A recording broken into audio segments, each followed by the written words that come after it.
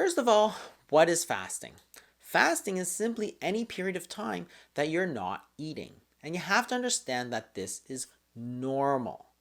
Part of the day we're going to be eating. That's when we're going to take in calories and we're going to store some of those calories because we are taking in more calories than we can use. So your body can store it as body fat or as sugar.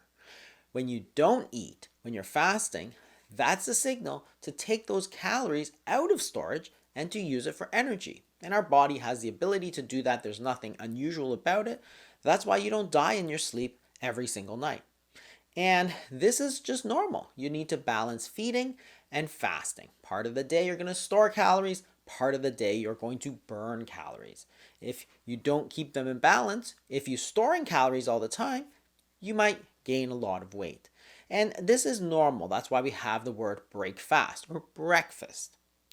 So people who say, oh, I don't support fasting, fasting is bad for you, well, then they must support the fact that you're supposed to be eating all the time. But if you're eating all the time, when is your body supposed to burn those calories? You're not giving your body a chance to do it.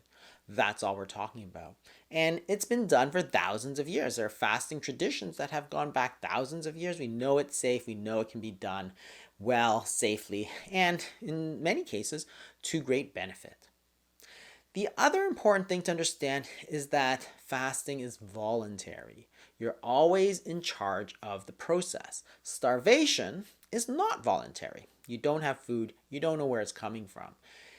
Fasting is a voluntary abstinence of food for whatever reason, whether it's part of the daily schedule, whether for its health, religious, spiritual, or other purposes is fine. If you don't like what's happening, you can always stop and you can eat. So it is normal. Keep that in mind. So how are you going to fast? Fasting is just any period you're not eating, but you can still drink fluids. Classically, fasts are water only.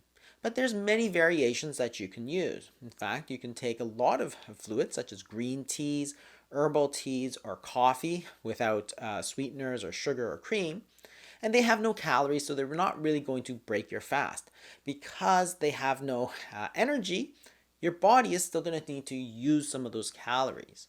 You can also use things that do have a few calories, which is not a true fast, something like bone broth, for example, or a little bit of cream in your coffee. And that's generally okay because the amount is so small that, yes, you'll store a few calories for a few minutes, but then you'll go right back to burning them, so you don't have to worry about that.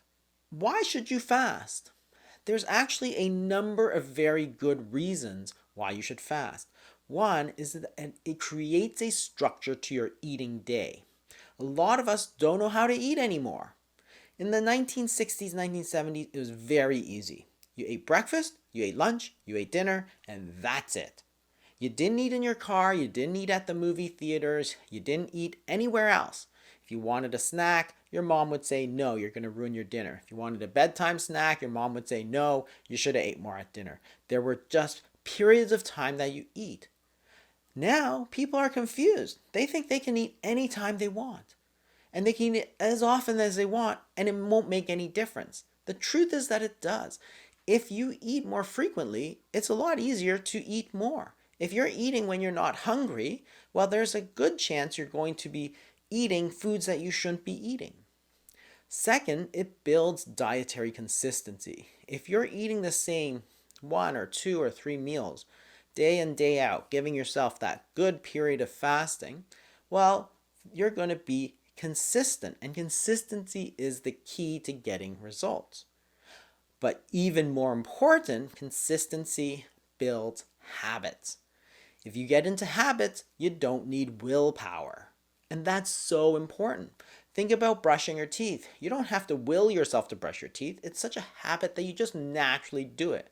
Well, if you build that habit of having specified meal times and specified fasting times, it's not going to be hard anymore because it's ingrained. Number 4, it's a very easy way to control your eating. What you're doing is you're counting the hours that you're allowed to eat, the number of meal times that you have, rather than calories. Because counting calories is notoriously inaccurate. You don't know how many calories are in that steak you ate or that salad because it depends on the dressing. It depends on what they put in the dressing. Depends on what sauce they used on the meat or the fish. You have no idea. So whenever they look at studies, people really have zero idea how many calories are. So how can you count them to be successful? It's virtually impossible. And number five, it's a very traditional way of eating.